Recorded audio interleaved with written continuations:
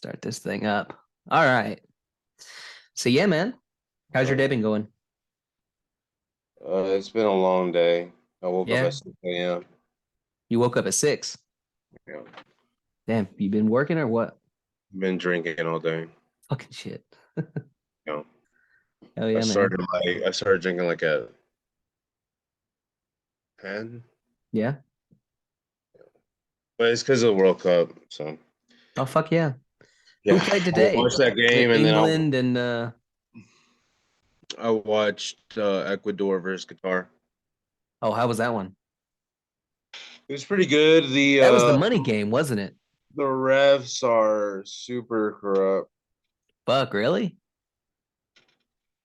and I saw this play, bro, and it's supposed to be offside, right?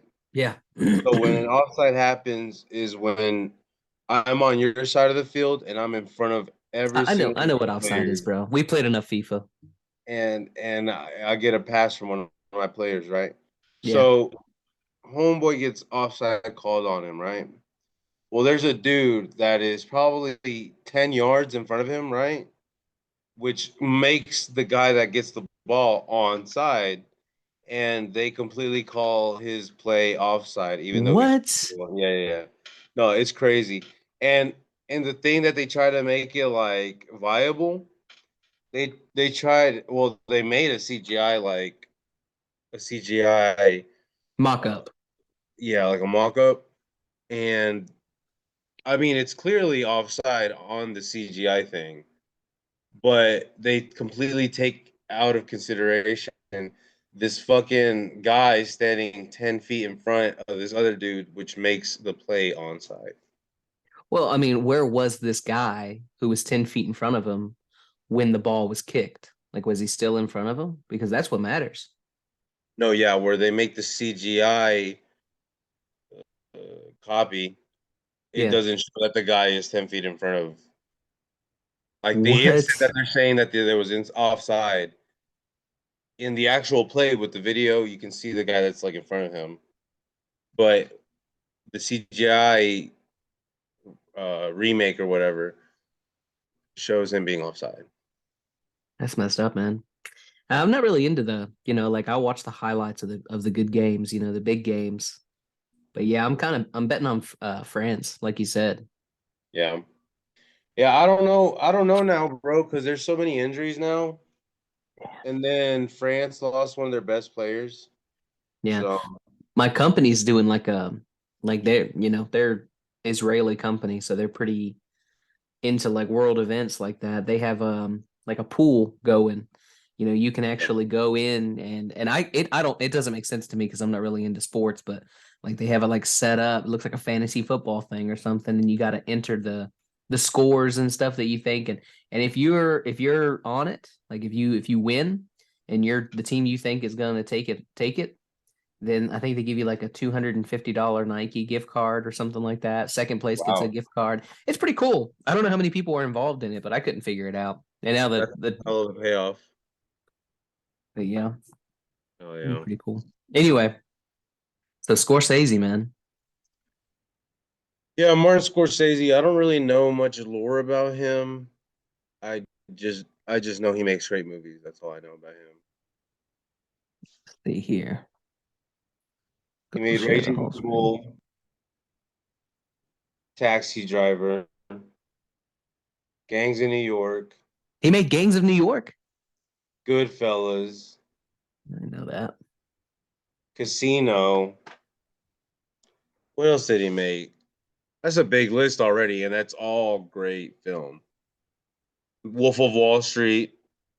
I got it. Wolf of Wall Street is probably the my favorite movie that he directed. I didn't even know. Wait, did he made Shutter Island too? I What haven't the really seen it. fuck? He made The Departed. Dude, he did. He made Shutter Island. Holy shit, I didn't even know that. That's that like big twist movie, right? Yeah, it's a great one. Have you not seen it yet? No. Great twist, man. Really good. He also made The Departed with all the fucking northern You see, I wasn't a big accents fan in of The it. Departed. Really? Yeah, didn't care for it. I actually liked it. I liked the I mean, it's kind of corny. I mean, don't No, get it's me not. wrong. I I'm think not I'm saying alone that. because I mean, look at these score. Yeah, I knew it was going to have a good score. I mean, it did very well. I just I don't know. One of many of his movies that just go on too long for me. Like it's just Yeah, Jack Nicholson wasn't really convincing in it right. either, as And I like was the really looking gang up to leader. like, love I'm Jack like, Nicholson, man. I just couldn't. I couldn't get into his portrayal of the actor. But yeah, out of these movies that we see here, these top movies, Character. he made Hugo too. He's made a bunch of shit, dude. Now this can't be right. He did not make Shark Tale. Did Well, are you doubting your boy? what, dude? It's fucking Shark Tale. He didn't. I don't even know why this is showing up. He played in Shark Tale. He played Hmm. Sykes. That's what it is. I was like, there's no way this guy's making freaking Shark Tale. Are you kidding? Well, one of my favorite characters off of a Martin Scorsese movie, played by Martin Scorsese, one of my favorite roles that he plays is in Taxi Driver, where he tells Robert De Niro to take him to this one area of the city, and he's like, look in that window, you know who lives there? A black guy. He doesn't Oh say that. yeah. He doesn't say black guy. He doesn't say black guy. And then he's like, yeah, he's fucking my wife, and he's like, I'm gonna go in there and kill them, like. So Robert De Niro, it's a good movie. He wants to be the good guy in that What's the movie. gun? I What's the don't think caliber? I forgot, but that's a good line. That's like a crazy good he's line. like, you ever You ever see what a I can't remember if it's a 45 357 or a caliber, 45. 45 or a Yeah. 44 maybe? I don't know. But he's like, you ever see what a 44 will do to a woman's face? That you should see. Fucking shit, Uh-huh. dude. Okay. He don't even know what to say to the guy. He's just in awe. Exactly. I mean, that's what really sets that scene up is just that Robert De Niro's like, what?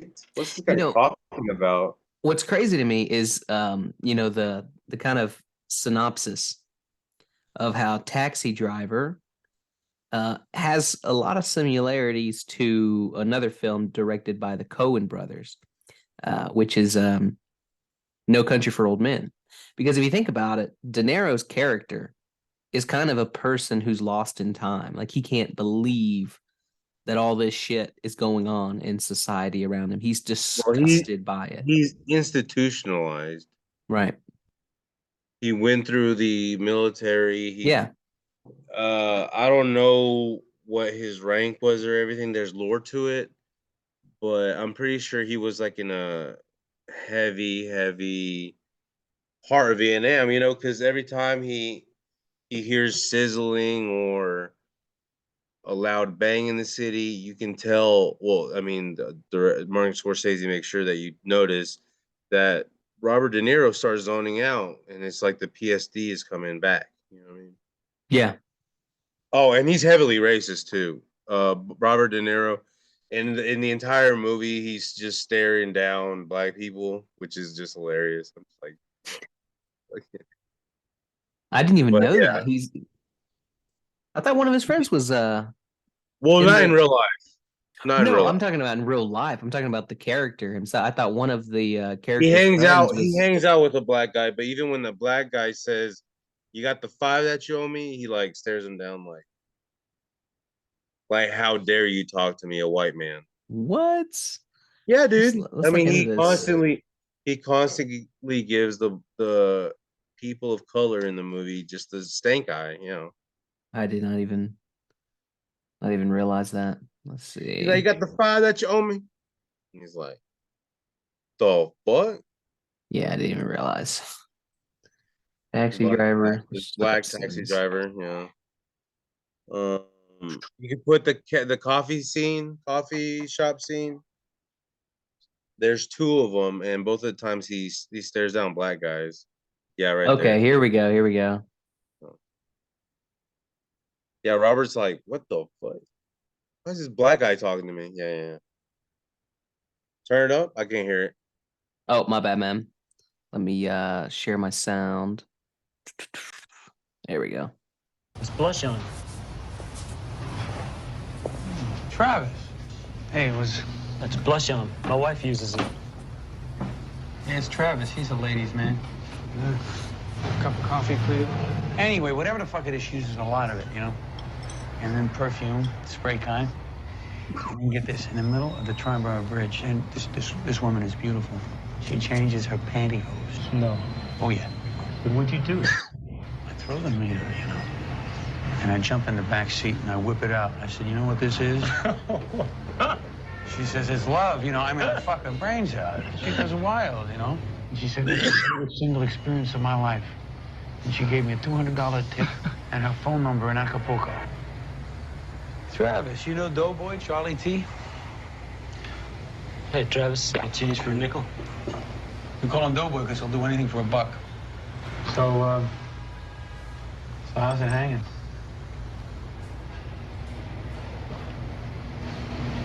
What's that? Well, sure on the radio, some fleet driver from Bell just got all cut up. Stick up? No, he got cut up by some crazy fucker. Cut half his ear off. Yeah. It's on 122nd Street. Fucking Mama land. You run all over town, don't you, Travis? Travis?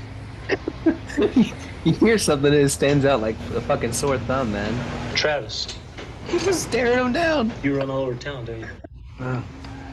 I mean, you handle some pretty rough customers, huh? Yeah. You carry a piece?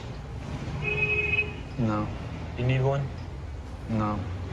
If you ever need one, I know a fella can get you a real nice deal. Lots of shit around. I never use mine. I'm conservative, you know? But it's a good thing to have just as a threat.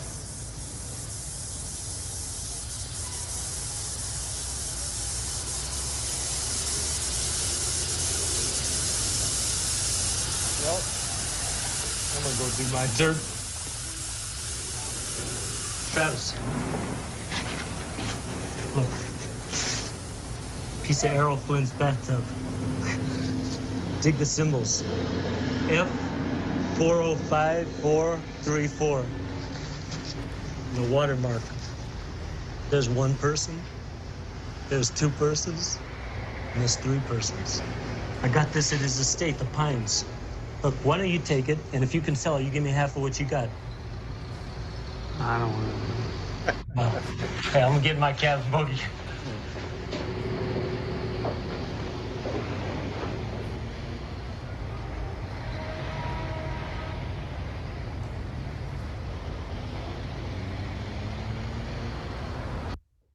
Damn, man. That scene reminds me a lot of like a Tarantino film. It was so funny. I was actually, dude, we're simpatico right now because I was thinking about Tarantino just now, more so about how what is the relationship dynamic, right? Because the director's calling the shots. You got to do what the director's saying. I mean, you know, you want to have an attitude, get the fuck off the set. You know, you can kiss your job goodbye. So what really is the dynamic there when you have extremely optional racist scenes, right? Like imagine a Tarantino movie when, you know, like, okay, here's an example. Pulp Fiction, the scene where, oh gosh, what's his name? Let's see.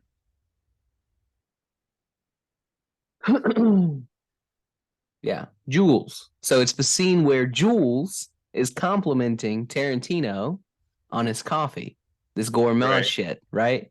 Yeah. What was the tension like during that scene being created? You know, I mean, do you know what scene I'm talking about? Yeah. I feel like those scenes, if it's great enough dialogue, they'll let you get away with it. If it's that good, it's that compelling and that convincing. Day that we signed up for money.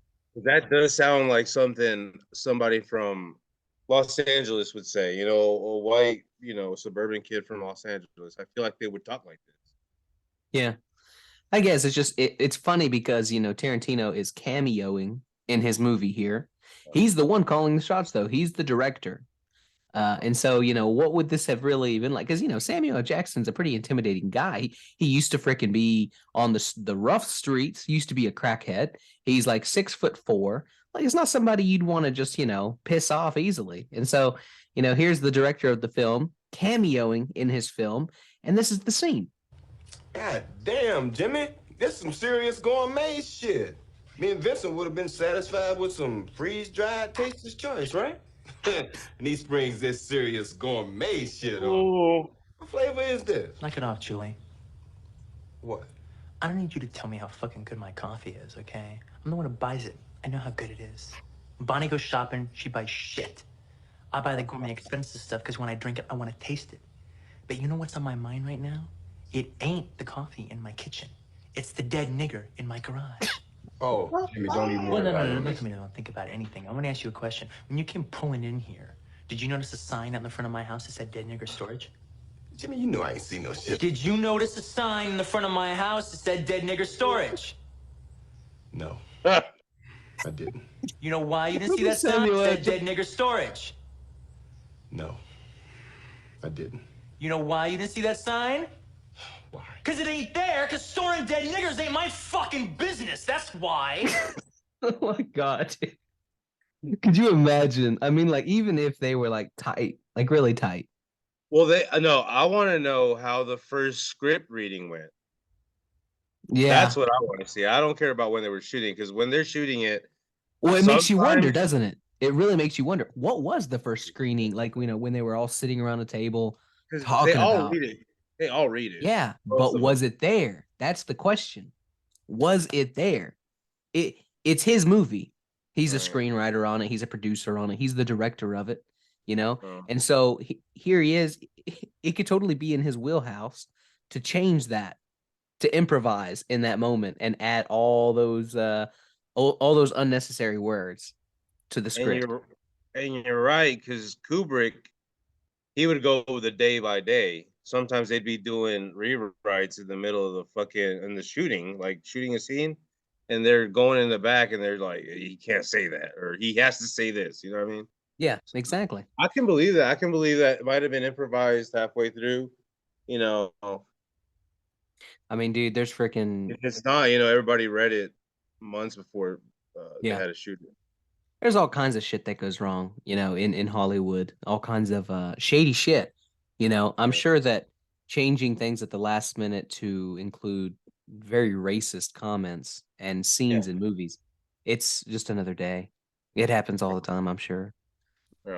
Yeah. But no, Scorsese, And some of that stuff is even on accident. I mean, some people are just guilty of what they grew up in. yeah, They really don't know what's going on. Like, there's some festival in Spain where they dress up in blackface, and we're more advanced over here in the West, so we well, I'm understand. not saying it's okay. I that guess can what be I'm saying kind is of like offensive. someone who's in but power it's like so that. much tradition that it's like racism's part of the culture.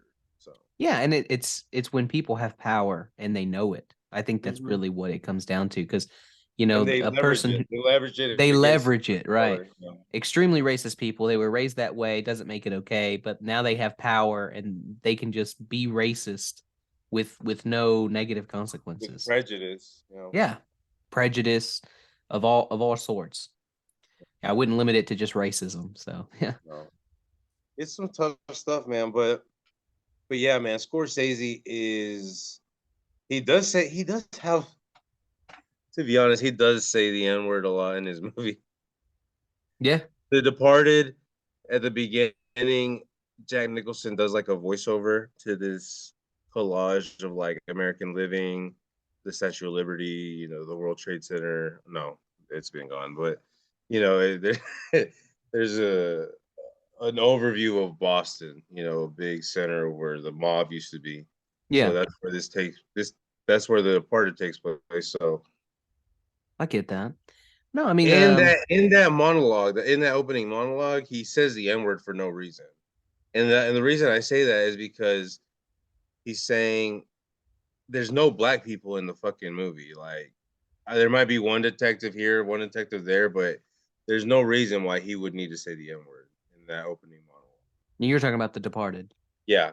Yeah. Like, it flies over most people's head, but he says it in the first couple minutes of the movie. Well, now what do you think about The Irishman? I haven't seen it. I have seen it and I haven't seen it at the same time. Tried to watch it 3 times, fell asleep every time. I don't get what people's hype. And you know what kills me is that like, Scorsese is revered as like, oh man, he knows what he's talking Right. about. This is great stuff. Well, actually, there are these experts that come on now on YouTube. There's all kinds of experts. Like there's doctors who will get on and look at the show Grey's Anatomy or look at the show The Good Doctor, look at other doctor shows, and they'll debunk every fucking thing in it. Right. Expert reviews is what they're calling them. And so they'll have the real people come on and look at the, whatever material it is, and then they'll actually tell you, yeah, this is accurate, this is bullshit, this is accurate, Right. this is bullshit. And The Irishman, when the person who was reviewing The Irishman as an expert person Yeah. didn't do so well. A lot of bullshit in that movie, a lot of stuff that's just made up. And I mean, my God, they took something that could have been a 2-hour movie. It could have been a great 2.5-hour movie. Yeah. And they turned it into fucking Titanic, bro. Like it was How 4 how long hours. is that shit? It was like 4 hours long, dude. Why? No movie. Why? That's a great question. Why? Let's see. I wonder how long it is. The Irishman. I clicked out of it. The Irishman. I mean, even Tarantino had the decency to call the 6-hour Hateful Eight movie a series. You know what I mean? He didn't call it a exactly. movie. And I don't know if you actually saw both of them, but the Yes, series I did. is good. It's good. I'm a huge Tarantino fan. I'm not gonna miss out on a series. Okay. Exactly. And so, like, the series was like just everything that didn't, I love and it was wonderful. I mean, it was great. Bro, they had those motherfuckers out there in blizzard winds walking around, dude. Yeah. That scene is like 10 minutes. But Like bro, in total, like because they have one guy going so in, good. and something happens in the house, and then the next guy goes out. The total of both of those scenes is like 10 minutes. Yeah. You see, that's the thing, though. I feel like with Tarantino, when he Brutal. makes an extra long movie, it's filled with stuff that's, it builds momentum in the right ways. And so even if you're not like an avid, cinephile who just loves camera shots and shit, like if you're a person who likes movies, you could sit there for 6 hours straight and watch the entirety of the series by Tarantino, The Hateful Eight extended edition, and you would love it. It would be fine. But a one movie from Scorsese, The Irishman, you have to love cinematography to really get into that, to not fall asleep. In my opinion, you have to really love camera shots and angles and understand the complexities of directing a film to really love The Irishman. Love it, not like it. You have to have all those things in your arsenal to be a fan of in order to love that movie. In order to like it, you just have to have some questionable taste. It was just too long, man. It could have been a good 2-hour 15, maybe 2-hour 20 movie. There's an extra hour tacked onto that motherfucker that does not need to be there. An hour? Yeah, at least. If it were a 2-hour movie, it would have been good as fuck. I don't know. The last 3.5-hour movie I watched was Blood In, Blood Out, and that's a great movie. Blood In, Blood Out. Isn't that the one? No, I'm thinking there will be blood. But we talked Give about me some Blood chun. Blood In, Type in Blood Out. Blood Out real quick. Yeah. I'm pretty sure it's like a Mexican director.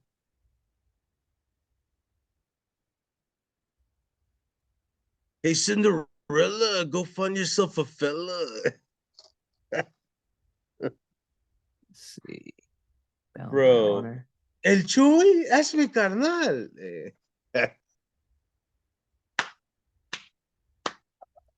Dude, but hey, life's a risk, carnal. Taylor Hackford. Who is American film director and former president of the Directors Guild of America. That's all American right there, my friend. He won the Academy Award for Best Live Action Short Film for Teenage Father. He's 77 years old now.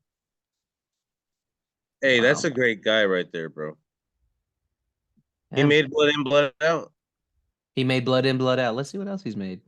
Hey, man, respect to him. Blood In, Blood Out is a huge part of Chicano culture. bro. No kidding. Big Ooh, up. he made the Devil's Advocate too. And Ray, Yo, he is a real one, bro. dude, we this Dude, guy's like talk not about even on one of our my favorite radar. movies. One of my favorite movies of all time. Devil's Advocate. Dude, it's a good one. I love the Devil's Advocate. Such a good movie. This is like what Seven should have been. Remember how last time we talked about Seven for like 6 hours? Yeah, we talked about Seven for a minute because I liked it at first, and then I started looking it up, and I'm just like, damn, I really don't remember a lot of it. I They feel really like just they counted something on like the this acting would have been abilities. better. You know what I mean? Yeah, but Something damn, like this would have been better. producer, director. So he's got 26 credits to his name as a director. Ray, The Devil's Advocate. Oh man, not seeing a lot of other stuff that I know of. Blood In, Blood Out, The Devil's Advocate, But you've seen Blood In, Blood Ray. Out, haven't you not? I haven't. I have never Bro, seen it'll it. make you want to be a cholo, dog. No, no kidding. Watch the trailer real quick. You'll understand Yakin County Mexican culture in a minute. Yankton County Mexican culture. In the heart of the city, in the soul of its people, Like kid that hangs out with the Mexicans. there is a power stronger than law, I have never been so proud in my life as today. a force deeper than friendship, I don't forget where I come from or who I am. That's what keeps me going every day. a passion greater than life. Who are you fighting? You're just fighting yourself! Boy, those are my carnales. They're my family. I'm your family! It's the tie that bound them together in their youth, Let me see the color inside you. and now will drive them apart. This is the epic story of three brothers. Run, carnal, run! Vatos locos forever, carnal. Let's go! One searched for truth in the law. You kill your own people! No! One expressed his passion through art. We'll be completely sold out by the end of the night. And one found power in prison. No one can stop us.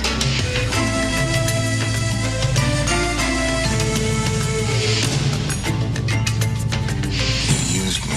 What about all the times you used me? From the director of An Officer and a Gentleman and the producer of La Bamba.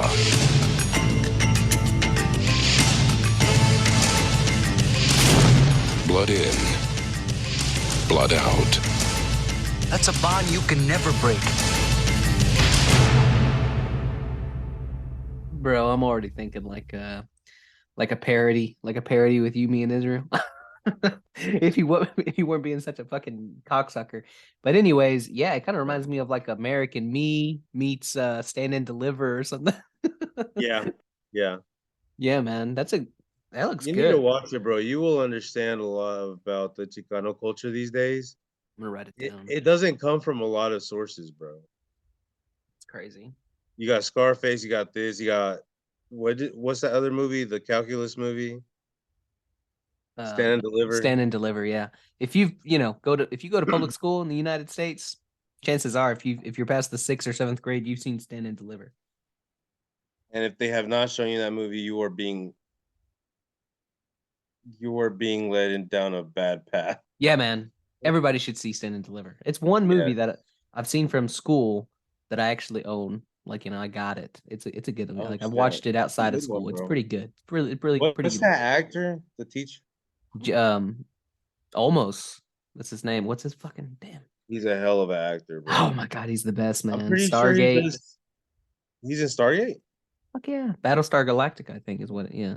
Oh, yeah, no wow. Stargate. One of those What guys. is the fucking we just talked about it. What? Stand and Deliver. Oh. Yeah, Edward. I wanted to say Edgar, and I'm like, I know that's not right. Edward James Olmos. Yeah, bro. That's He's the real one, man. Son of a bitch, bro. Dude, telling you right now. Battlestar Galactica, yeah. He did Look at this something guy, really man. bad. Tell you what. Let's talk about this real quick. What do you think about Selena? I think it's been like 10 years since I've seen it, but Me too. what I do remember is good. You see, here's the thing.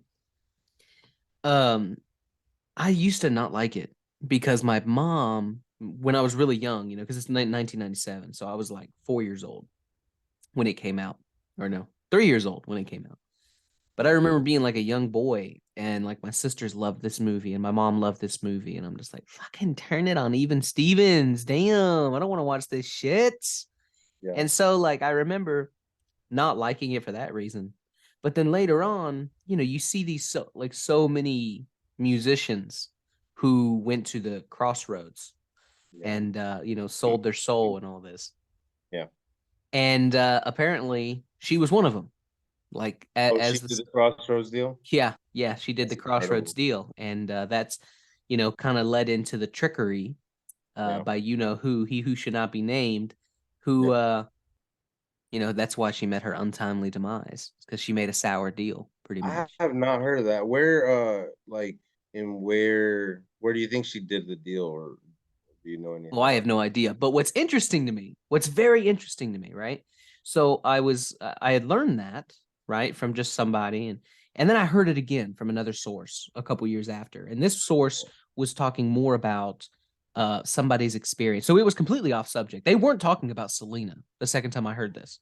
They were actually talking about an experience they had where they were into drugs, they were living their life the wrong way, and they were talking. It was like they were doing a testimonial, and so they died. They died and were brought back, in the ambulance. And while they were dead for like 5, 6, 7 minutes, they went to hell. They went to hell, and they saw what was going on down there. Now, one of the things that they apparently saw was actors and actresses, and mostly musicians, like entertainers, musicians. Right. And this woman's testimonial stated that, and she was telling it herself, she said that she saw Selena, and that she was like taken back, like because she's Latina herself, and she was like, I love Selena. Why is she down here? Huge icon, bro. Yeah, huge icon. And the demons were telling her like, she made a deal. She sold her soul. And every time you listen to her music, we torture her more. Oh, wow. I was like, fuck, dude, that's fucked up. Intense. Yeah. But so it got me interested. So like I heard this one time, right? A couple years before that, I had heard that she was one of these musicians that sold her soul, made a deal at the crossroads. And then fast forward a couple years, I heard this woman's testimonial about her time, her few minutes in hell. And so I went back, and for the first time as an adult, which this has been probably about 7, 8 years ago now, I said, I want to watch this movie. And so I watched it. I watched the movie Selena. And if you have what I just told you, if you put that in your mind and think about, when did it happen, right? When did she sell her soul? Where was this crossroads at? There is something very, like the director of this movie, Selena, they kind of pointed out. They kind of pointed out. Fuck up. Dude, rewatch it. Just go rewatch the movie. No, what scene is it? I want to see it. It's several scenes, right? They're just weird. They talk about, I'm pretty sure, like I said, it's been like 7, 8 years since I've seen it. But I remember watching it with this kind of, this thing in the back of my mind, like she inevitably, during the course of this movie that took place over many years, at some point during this movie, she, during her life, she sold her soul to the devil. And so when you watch the movie with that in the back of your mind, there are some clear indicators to me. I think one of them was, when she started dressing more provocatively, and all of a sudden she blew up and she was like going crazy. And then there was like talks of, they were talking about brujas and stuff like that, like witchcraft. Really? Yeah. Rewatch it. I really, like I said, it's been almost a decade since I've seen it, but I really want to say there's parts of the movie where they reference witchcraft. And then there was the scene where those cholos show up and they help them get their RV out of there. There's something about that scene. I can't remember what it is about it, but there's something about that scene that was just very peculiar when you think about the occult. Let me see if I can say this. Selena. Wow, I have not heard of this. It is very interesting, actually. Let's see. Bus stuck. I just want to revisit this scene and see if we can find anything. Orale, rewind. Okay.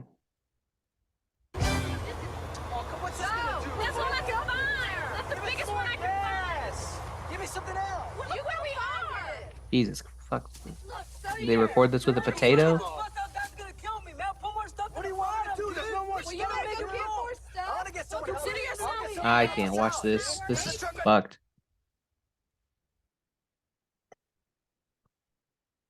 Let's see. See if this is any better. What the fuck is what the DK Hardware makes your auto window installations easy. For commercial or recreational use.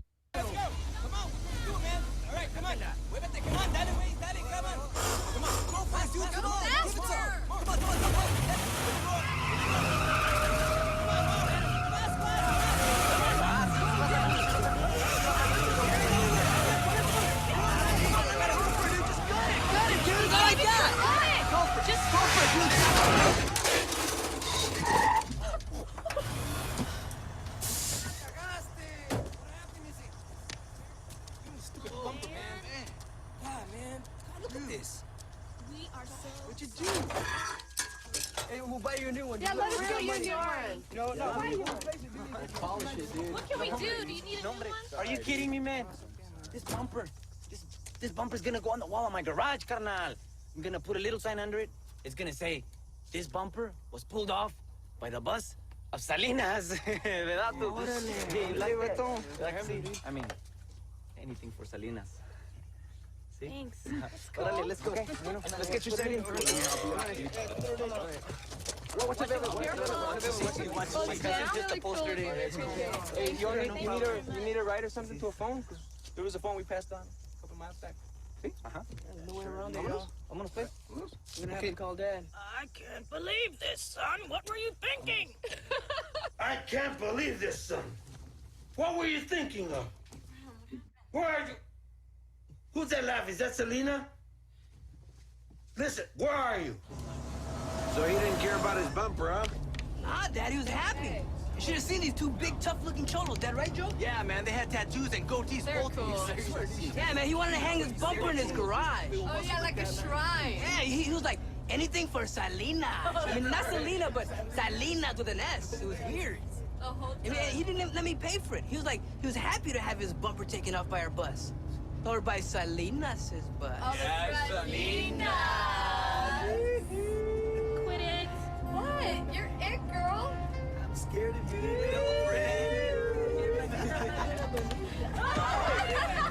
Anything for Salinas. They were not saying that. Salinas with an S. Solo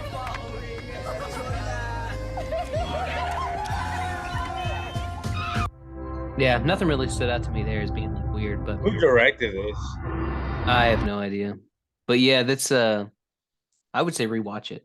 Something might stand out to you. Like I said, I can't remember exactly when it was, where it was. I just remember the songs. Hey, that just means next time you listen to her music, you're torturing her. Yeah, man. Yeah, just think of it that way. Gregory Nava, American film director. What else did he film? That's what I was about to find out. Didn't even have anything on him. Gregory Nava. There we go. Is that a Kevin Costner movie? What the? He directed 12 movies. Heat? Oh, that's the new one. I thought it was The Heat. I was like, fuck. Damn. Yeah, that's a hell of a fucking... Selena. He hadn't really done anything, man. Yeah, nothing, really. Fucking nobody. Anyway. Blood In, Blood Out looks really good, man. I didn't like that scene. Very bland. Yeah, it was pretty shitty. I only put it on because I thought it might show something. I don't know. Very slapstickish. What was it? Hold on a second. Like you could have put that Bernie, that music in the background. It wouldn't change a thing.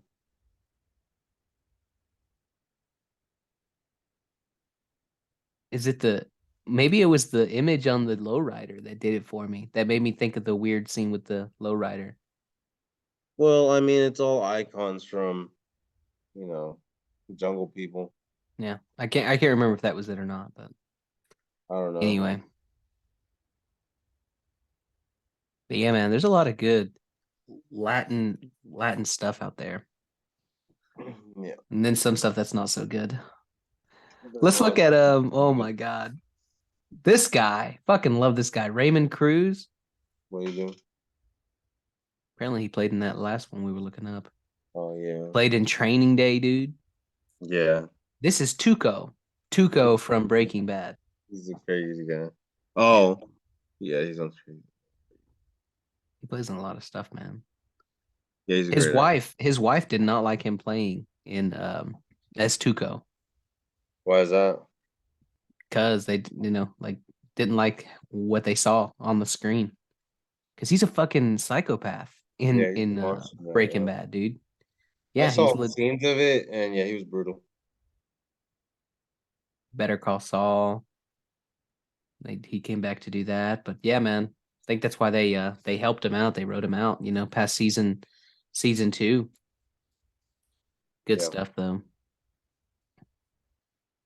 Let's see here. So we were on Scorsese. Scorsese. Kind of veered off a little bit. Probably. What other movies he did?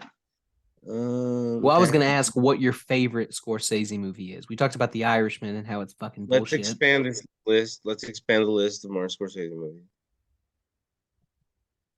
Okay. Now you've seen Raging Bull, haven't you? Yes. Yes. Great film. I haven't seen it. Why is Shark Tale up there? I hate that. I know, I hate it too. Oh, it's filmography. Directed films.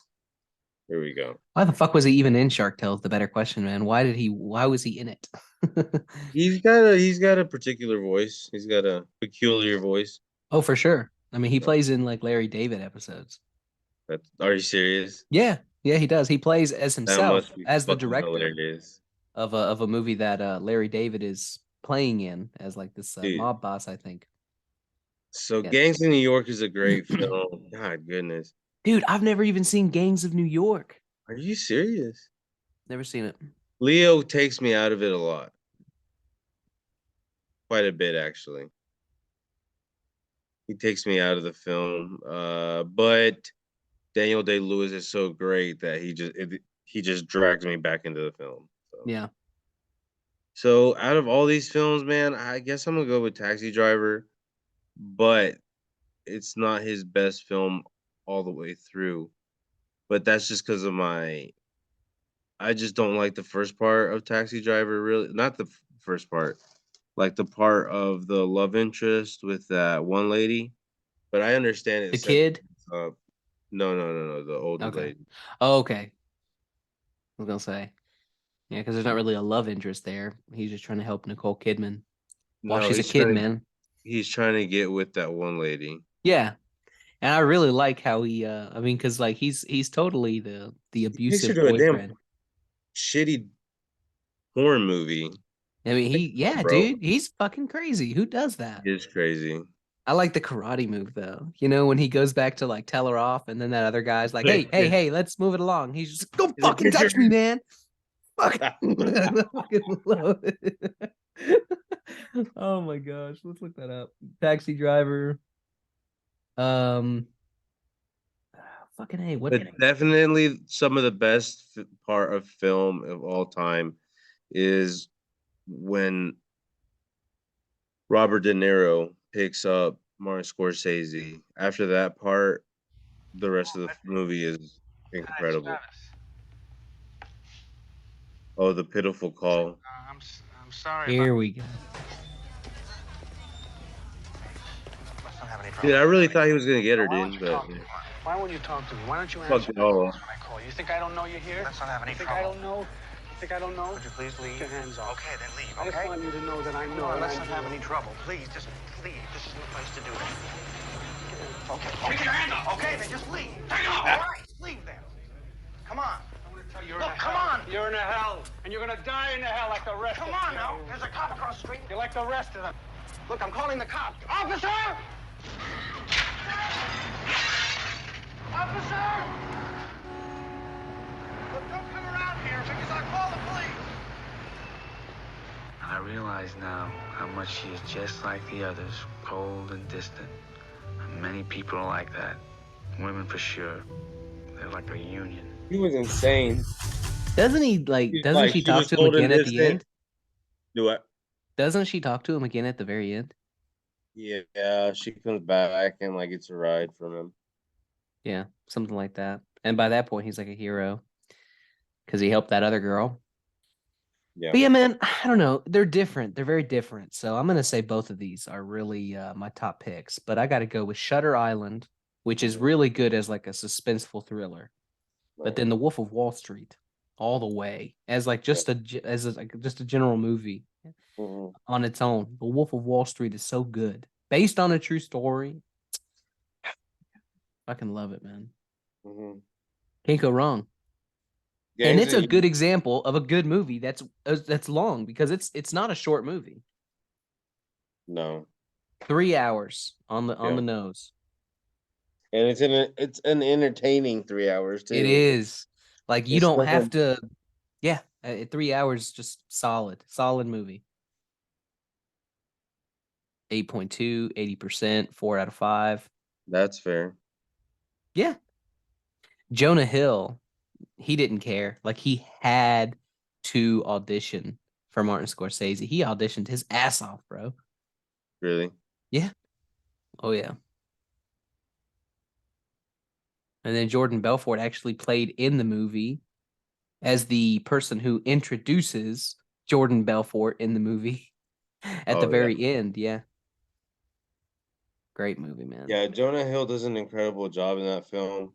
Dude, Jonah Hill can act, man. I really cannot see anybody else playing that character right now in Hollywood. I don't know anybody else that could play him.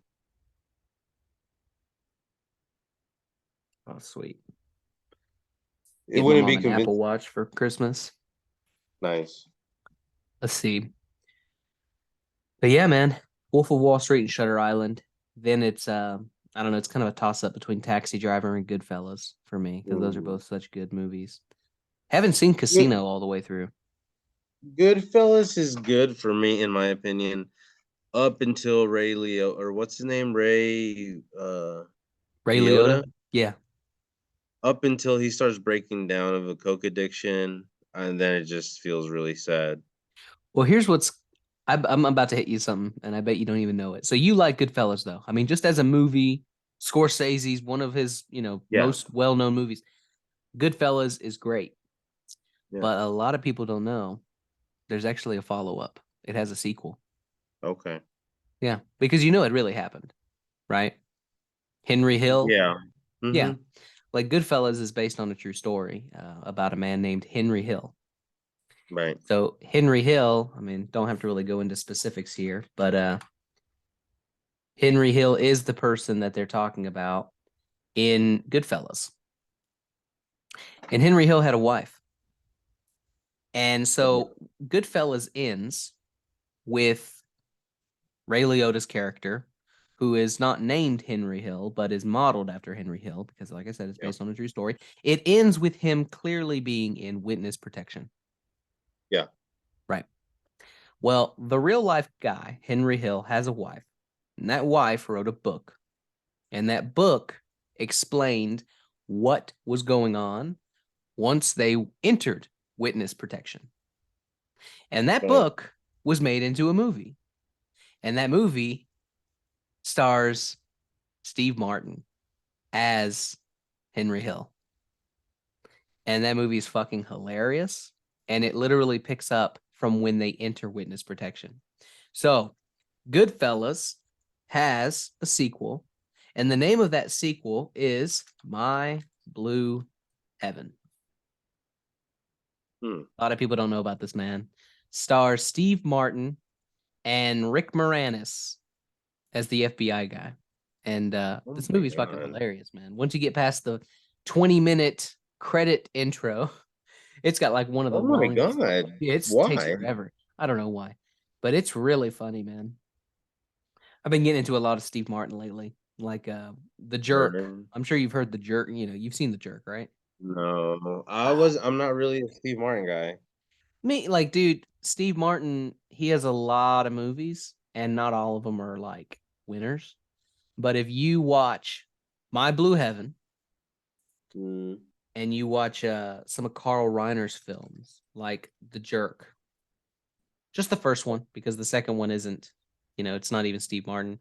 And then also there's another one called, and the ending isn't that great, but it's still funny, The Man with Two Brains. It's another Carl Reiner flick starring Steve Martin. This shit's fucking hilarious, man. Like, it's really funny. But The Jerk takes The Jerk is the winner for sure. Oh my God. Let me show you one scene and I'm going to sell you on this fucking movie, bro. You just wait. It looks pornographic. I don't. Jerk.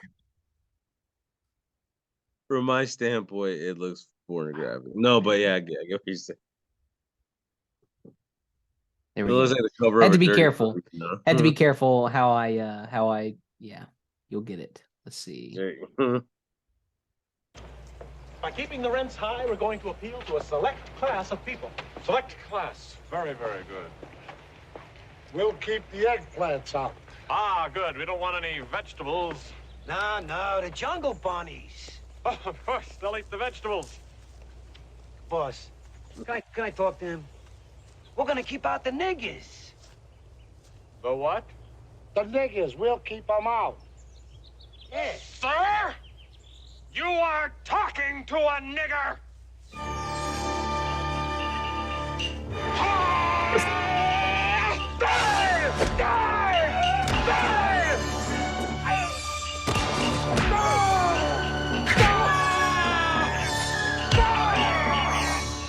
Bro, what the fuck?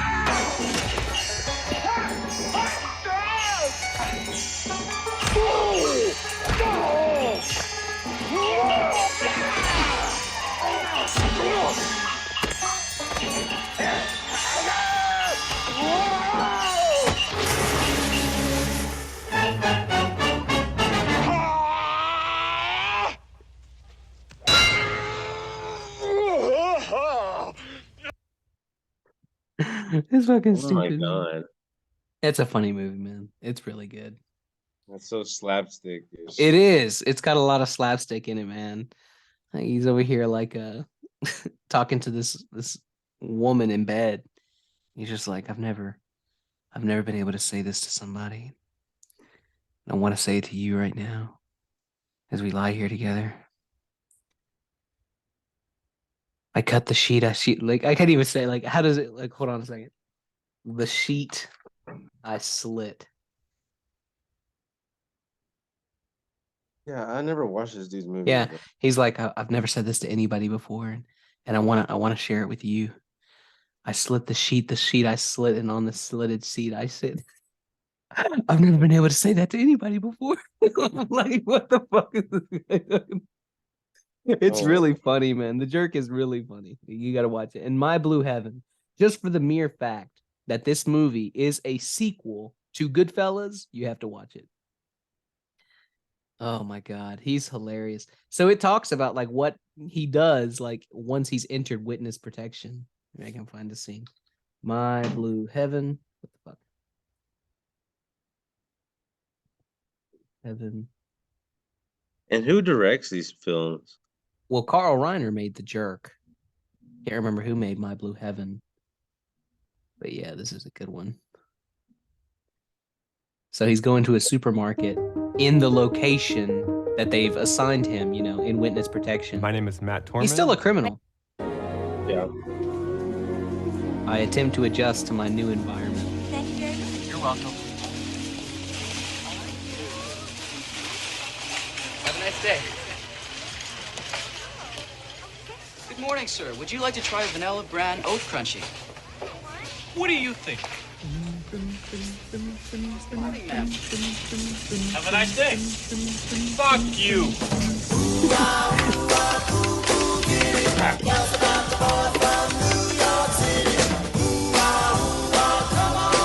Oh yeah. He's kind of tall. Oh, good, bro. He's really fine. Someday I hope to make him my own mine. And he's neat.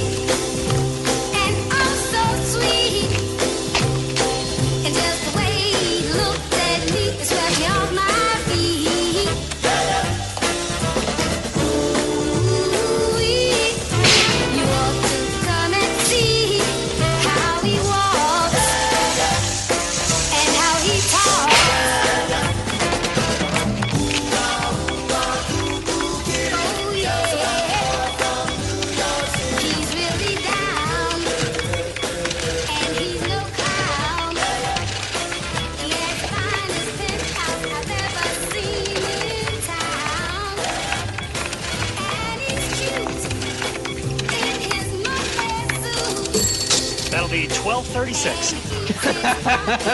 The fuck? Wow! 100!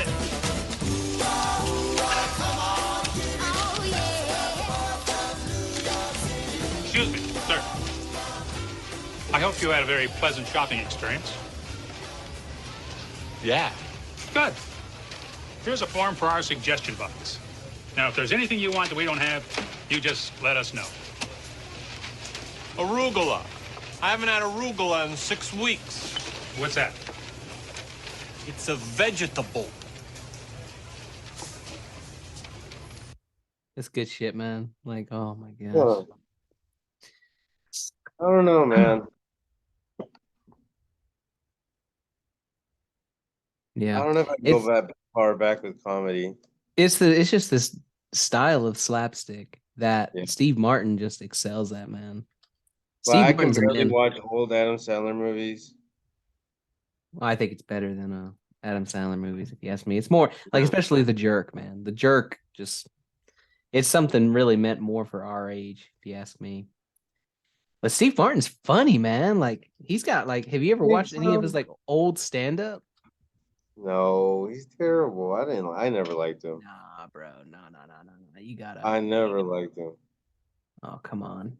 I can't think of a single thing that I liked him in. Here we go. You know, I used to make a lot of sex jokes during my show, and I've pretty much cut it out, and I'll tell you why. I think the reason I made the jokes is because I was insecure, and I've grown more secure. As a matter of fact, I quit using the amateur phylactics. I only use the prophylactics now. But I feel pretty good tonight, I really do. I think tonight's gonna be the night for me. I think you know what I'm talking about. Well, come on. I'm a rambling guy, and you come up here to Universal City, and let's be honest, there's a lot of appealing women. A man is only a guy, so I'll be honest with you. I'll probably be hanging out in the parking lot after the show. Looking for a girl who wants to, let's see, what's the most decent way I can put this? Looking for a girl who wants to do a little of this, okay?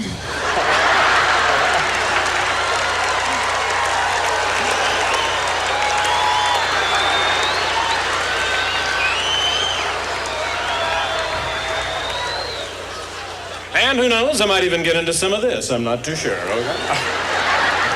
Boy, oh boy, wouldn't it be wild if she was into this? Actually, that's a myth about entertainers. You always think you meet girls, and you don't, because here I'm in town for 9 days, and you don't have time to get to know anybody, and I'm not into that one-night thing. I think a person should get to know someone and even be in love with them before you use and degrade them.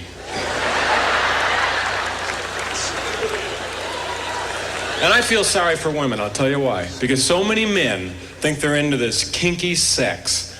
And I wouldn't have said that, but 6 months ago I met a girl, and she was taking singing lessons, and her coach, 84-year-old guy. You think it'd be the last guy in the world to be weird. But listen to this. He kept wanting her to sing from her diaphragm.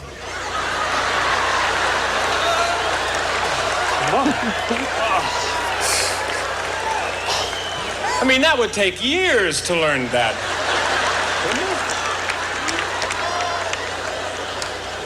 And this doesn't happen very often. About 3 weeks ago, I met a girl, and she was real nice, and she invited me to her apartment. So I went over there, and she had the best pussy I have ever...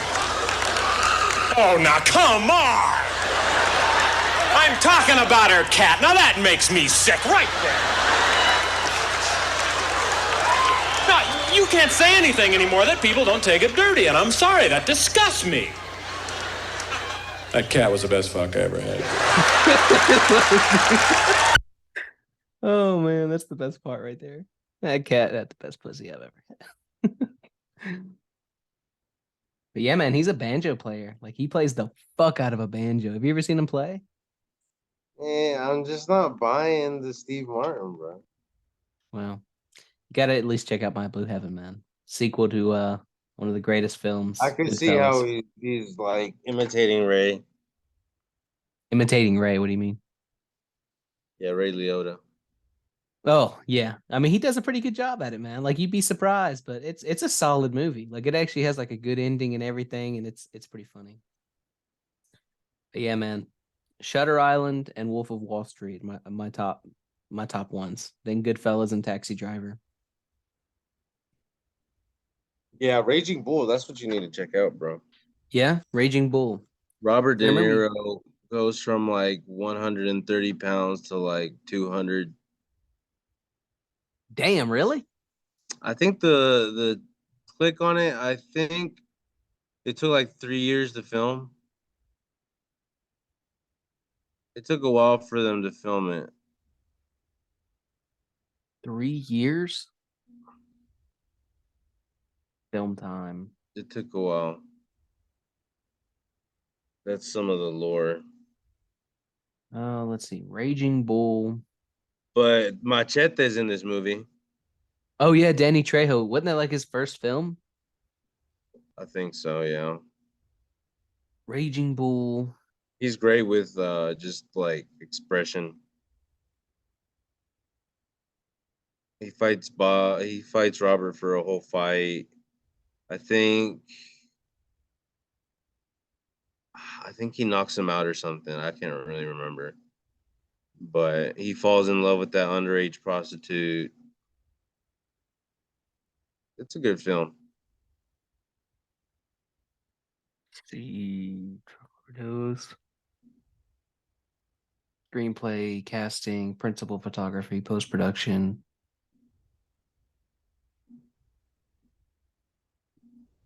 Yeah, I don't know where I've seen that. Joe Pesci is fucking brilliant in this. Is Joe that his Pesci's name? in it too. The short guy? Yeah. He's in it. He's brilliant in it. Every time they argue, it feels like they're actually talking to each other. I'm like, damn, bro, you guys are like really going for it. Now, have you seen My Cousin Vinny? He's like, you're the lousiest one I've ever seen. Like, I had never seen a lousier one. And if you like take it in the context of acting, they're Yeah. like really going for each other's throats. Yeah, I can't find. He's like, you're gonna end up in the loony town. I'm like, holy shit, bro.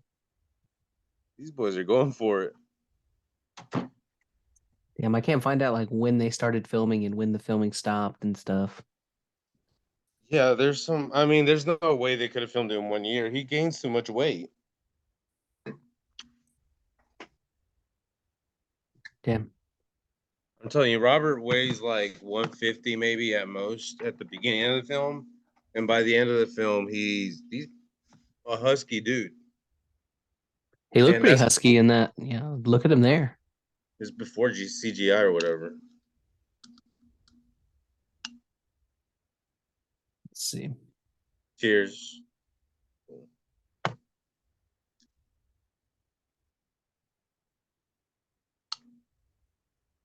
Damn, I can't open this. Oh, did you see that comparison? 7 of the craziest Hollywood body transformation. It made the top 7 list. Yeah, Matthew McConaughey, Dallas Buyers Club. That's definitely one of them. That's a horrible transformation, bro. Yeah, great film though. You've seen it, right? I've seen some of it, yeah. Yeah, it's really good. That's based on a true story too. I was Tom really messed Hanks. up. Tom Hanks from Castaways. Hey. Natalie Portman. Is that where he yells Wilson? Yeah, I've never seen it. Never seen the whole thing. But Chris Pratt, Guardians of the Galaxy. Oh my goodness. And yeah, he got in superhero shape, bro. Got to. Charlize Theron, Monster. Yeah, bro. Like she's really good. She's in The Devil's Advocate. You know, she's great. Yeah. Charlize Theron, she can fucking act, man. I liked her in even like an action movie that, you know, action movies really are very seldom like great acting skills, but she was great in what's the name of that fucking apocalyptic movie? Mad Max, Fury Road. Okay. Yeah. And then Look at this. can't even say Go up and read it. Raging Bull. De Niro is the original. He's been transforming himself for roles since before some of the others in this list were born. Perhaps his most dramatic transformation was for Scorsese film Raging Bull.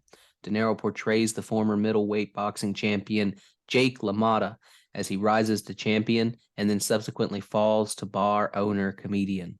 De Niro first lost around 15 kilograms as he trained to be in boxing fit condition for the film, even competing in 3 fights, 2 of which he won. Then halfway through shooting, he left and gained 30 kilograms to play LaMotta later in life. De Niro had trouble breathing and broke out in rashes when he gained the 30 kilograms. I mean, dude, 30 kilos, that's like what, 65 pounds? You're kidding. Look it up. Yeah, damn close, bro. 66.13 pounds. God. Damn, I feel like a international man. I just called that shit out, didn't I? Let's see. Raging Bull. Yeah. De Niro had trouble breathing. During filming, Scorsese was forced to shoot De Niro's heavy scenes quite minimally, fearing for De Niro's health as he would become lightheaded and tired. Damn, bro. Yeah, man. It's crazy. The Machinist. Christian Bale, The Machinist. Have American Psych. Yeah, you gotta really look at this, man, because it's crazy. You got 2000 American Psycho, 81 kilogram. Like, dude, he was fit in that movie, American Psycho. Reign of Fire, he put on a little bit, but then The Machinist, he dropped down to 55 kilos. And then Batman Begins, 86. Damn, crazy transformation back to the freaking Dark Knight, man. Rescue Dawn, 61 kilograms. He got back down, then back up again for the Dark Knight, then back down again for the Fighter. Then a couple years later, back up, and that was his all-time high, looks like 90 kilograms for the Dark Knight Rises. Hey, The Fighter was a good film. The Fighter. I've never seen it. I think he has Mark Wahlberg in it, if I'm not mistaken. Type it in, please.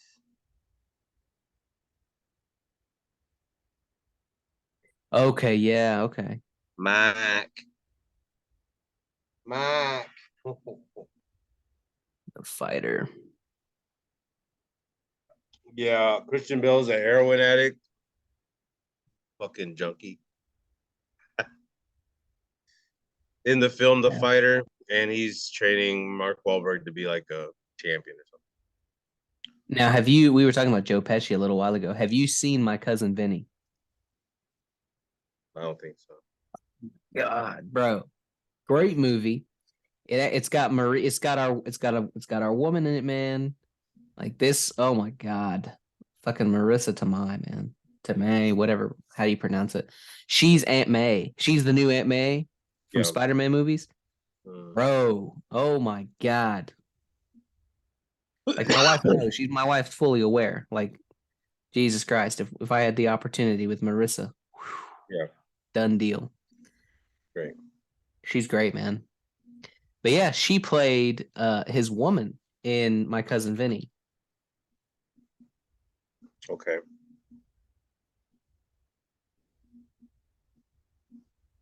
Throwback trailer. Let's take a look. A funny thing happened to William and Stanley on their way to college. At what point did you shoot the clerk? They got framed for murder. Whoa!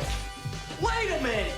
Now, 2 kids from New York are in deep trouble. It's time to make your phone calls. The clans here, they're inbred. They sleep with their sisters. In the deep South. Some of them do. And only one man can save them. We need to call an attorney, a great attorney. He's not your typical hero. We got an attorney in the family. Great, who? He's my cousin Vinny. You stick out like a sore thumb around here. Oh, yeah, you blend. You graduated from law school 6 years ago. What have you been doing since? Studying for the bar. That's a lot of studying. What's this over here? You never heard of grits? Sure. I just actually never seen a grit before. It's his first case. Now, didn't I tell you dress appropriately? You were serious about that? The way you handled that judge, oh, you're smooth talking. sucker. You are. It's their last chance. The two Utes. Did you say Utes? Yeah, two Utes. What is a Ute? But with Vinny's style. I wore this ridiculous thing for you. And Vinny's girlfriend. We agreed to get married as soon as you won your first case. My biological clock is ticking like this. And the way this case is going, I ain't never getting married. They're dead meat. May I have permission to treat Miss Vito as a hostile witness? You think I'm hostile? Now wait till you see me tonight. Joe Pesci is My Cousin Vinny. I love these old trailers, man. Yeah, she's my fiancée. Well, that would certainly explain the hostility. That's a good one. I'll tell you what, man. That's a great. It's one of my favorite lawyer flicks. Like I don't know if you ever watch like movies like with lawyers in them, like The Lincoln Lawyer and stuff like that. My Cousin Vinny is a great lawyer flick. Yeah, like The Devil's Advocate. Yeah, like The Devil's Advocate. Like I said, this more than Devil's Advocate, dude. As a funny movie, I mean, because The Devil's Advocate.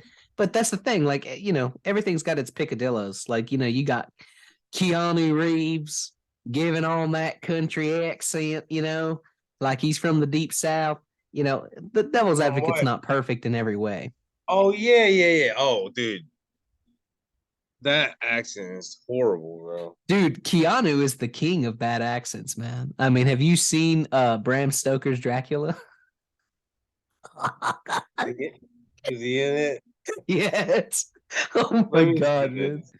Oh, it's not supposed to be a funny movie, but with Keanu, it's pretty funny, man. Dracula accents. Yeah, you got to listen to this. Ba, ba, ba, ba, ba. Yeah, this is probably the one. Here we go. Hey, it's me, your dry skin. I'm craving something we're Hey, missing. it's The me, the ceramides fucking and skip ad CeraVe. button. They Where help- the fuck are you? Your future with this firm is assured. Yes, sir. I will give it my full attention. I'll write. I have offended you with my ignorance, Count. I've seen many strange things already. Bloody wolves chasing me through some blue inferno.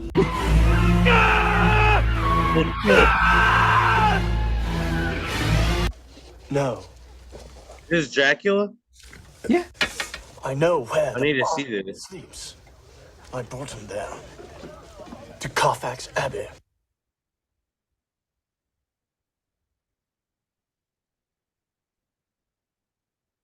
Yeah, man. Good stuff. He didn't even say anything in that last clip. It's just the way he looked. Let's see, Keanu Reeves. He does look like a vampire, though. Well, he's not supposed to be a vampire. Like, he gets drained of his life force so that Dracula can be revitalized. And then Dracula leaves him there, comes back to the States, and totally steals his woman from him. Wow. Let's see if we can catch some of this good country accent.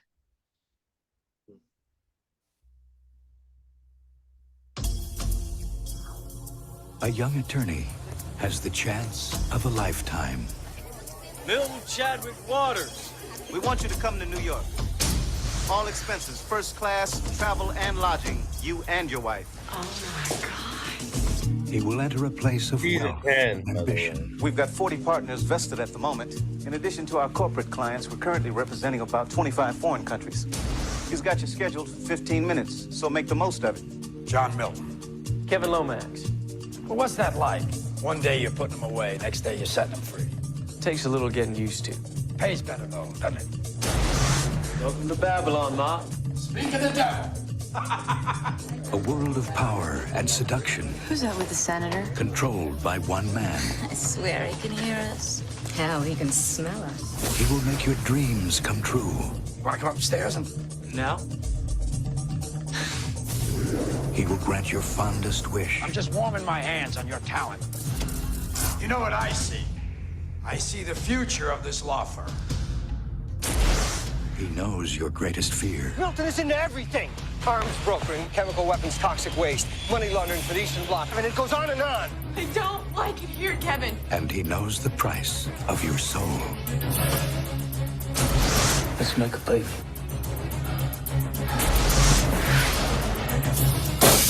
Who are you? Oh, I have so many names. I'm here on the ground with my nose in it since the whole thing began. God likes to watch. He's an absentee landlord. Keanu Reeves. He's always been there. I know that now. Al Pacino. As God sleeps late. We will win. It's my time now. The Devil's Advocate. Geez, I wonder if they're really talking about the real devil in this movie, man. I wonder who plays him. They don't leave anything for fucking guessing in these trailers sometimes, Yeah, man. thank God I didn't see that trailer. Jesus Christ. You would have been. I remember, like, I never saw the trailer. Like, I saw the movie. I don't know what it was for you as a kid, but I remember, like, just looking for a movie to watch. Like, we didn't have streaming services or nothing. So I just, like, look in the collection of VHSs that we had available, and I'm just like, what's this? I'm like, oh, it's got that guy I like in it from Speed, right? Keanu Reeves from Speed. I was like, oh, and that. So, yeah. It's like, just kids. It's kids. What? Remember it? They're in Speed. They have to Yeah. go like 50 miles an hour, right? Well, they're going down this like alleyway, and then this person with like Oh, the looks cans. like a baby thing, like Cans. It's like, whatever. It was just cans. It was only It's cans. cans. It's just cans. Oh my goodness. I hit her baby. Cans. It was only cans. Oh my god. Yeah, dude, that's fucking hilarious. Dude, Keanu In real Reeves, life, bro. that would have never fucking happened, bro. They would have just killed an infant, but you know. One life versus many, and the kid don't even know what it's missing versus a bunch of people who are about to be literally terrorized. It's just cans. Man, crazy. Keanu's he's been in some great roles, man. Like, but I still haven't watched The Matrix. Oh man, you're missing out. It's Everyone tells me the same thing.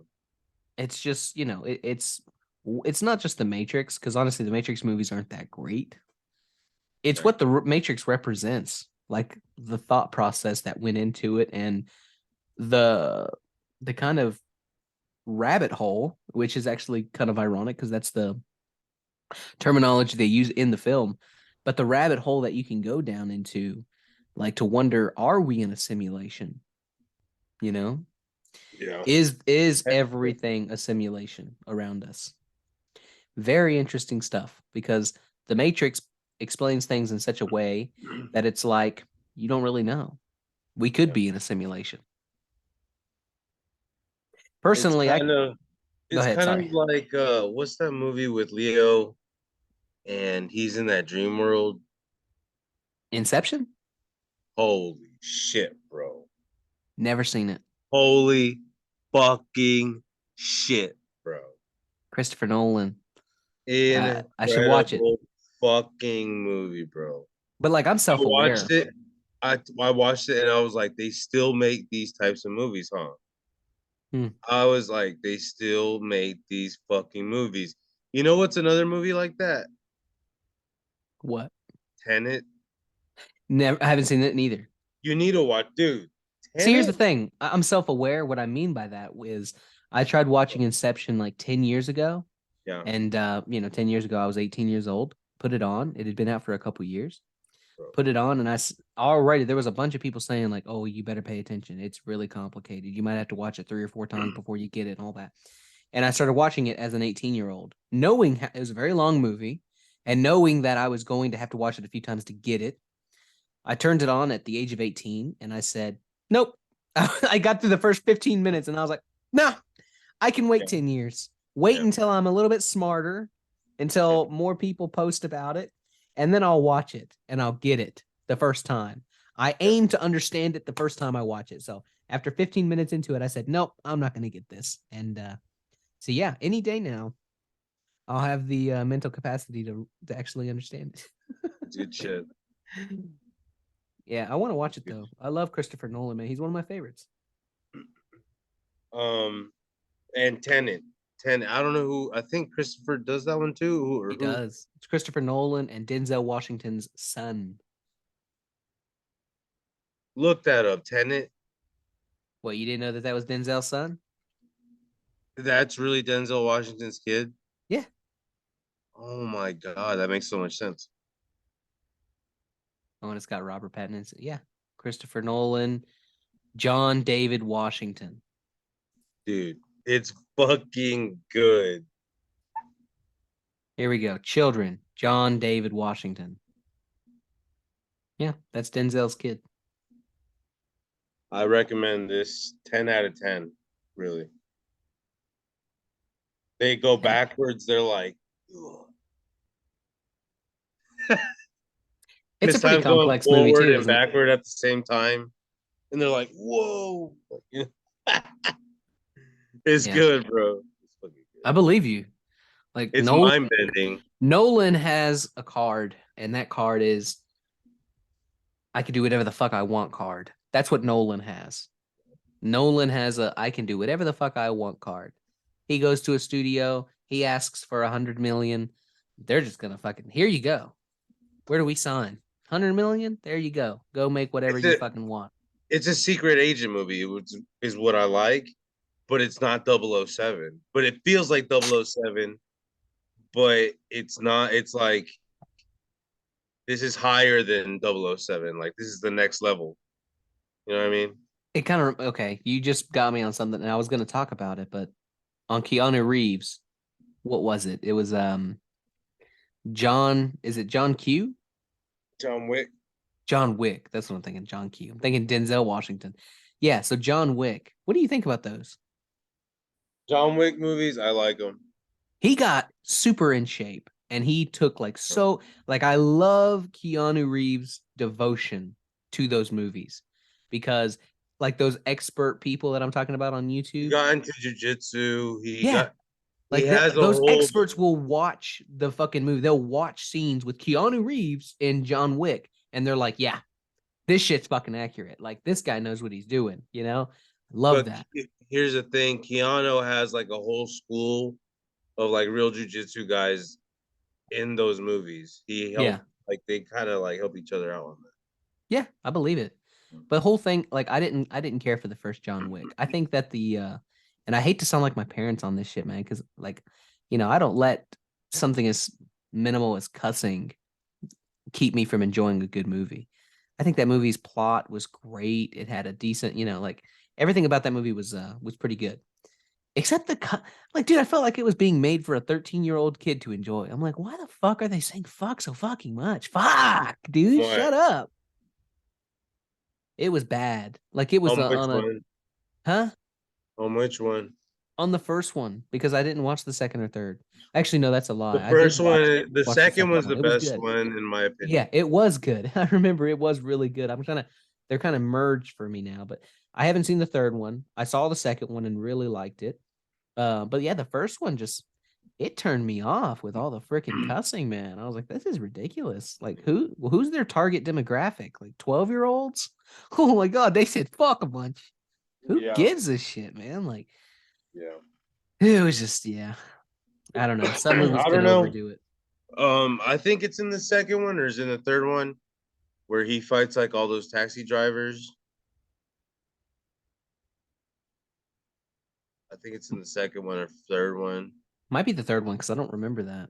He like starts fighting a bunch of like people. But anyway, all those taxi drivers are like part of this jiu-jitsu class. I think the Henzo Gracie, if I'm not mistaken. I forget who he trains with. Yeah, apparently it's in the third one. Parabellum. What do you want? What a job that. Yeah, because you've seen that, right? That Keanu actually learned jiu-jitsu.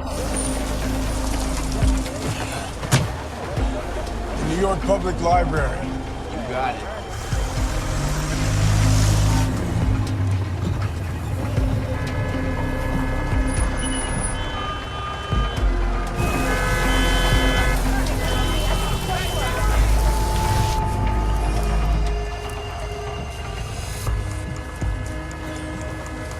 Change of plan.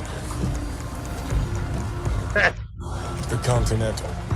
Can you see that he's received by the concierge? Yes, sir, Mr. Wick. Good dog. Good dog. I have no idea what the fuck I just watched at all. So okay. It's not a great film, as in like it's gonna have Tarantino quality dialogue, but it's good because of the action. That's what Yeah. I.